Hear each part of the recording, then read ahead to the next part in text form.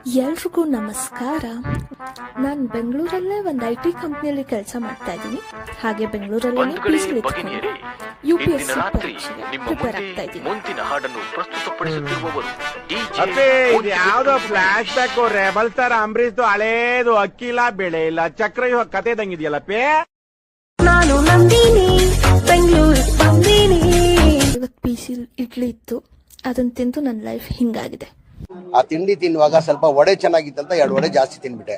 ಹಾಗಾಗಿ ಸ್ವಲ್ಪ gas. Polity by M. Laxmikanth book ಅಲ್ಲಿ ಒಂದು ಚಾಪ್ಟರ್ ಓದಾದ್ಮೇಲೆ ಆಬ್ಜೆಕ್ಟಿವ್ ಇಂಡಿಯನ್ ಪಾಲಿಟಿ ಅಂತ ನಾನು ಸ್ಕ್ರೀನ್ ಮೇಲೆ ಹಾಕಿದ್ದೀನಿ. ಆ ಬುಕ್ ಇಂದ ಚಾಪ್ಟರ್ ವೈಸ್ ಲವಣವು ಸರಿ ಇದೆಯೇ, ಏನೋ ಕೆಟ್ಟ ಮಾತಾಡ್ತಾನೆ, ಉಪ್ಪು ಸರಿಯಾಗಿದೆಯೇ ಎಂದೆ.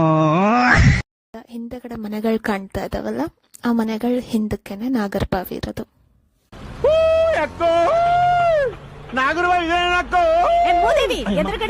ನಾನು ಕಂಪ್ಲೀಟ್ ನ್ಯೂಸ್ ಪೇಪರ್ನ ಓದ್ತಾ ಇಲ್ಲ, ಯಾಕೆಂದ್ರೆ ನಾನು ವರ್ಕಿಂಗ್ ಇರೋದ್ರಿಂದ ಕಂಪ್ಲೀಟ್ 1.5 hour, ಒಂದೊಂದ್ಸತಿ 2 hours ಅದಕ್ಕೆ ನನಗೆ ಟೈಮ್ ಹೊರಟೋಗ್ತಾ ಇತ್ತು.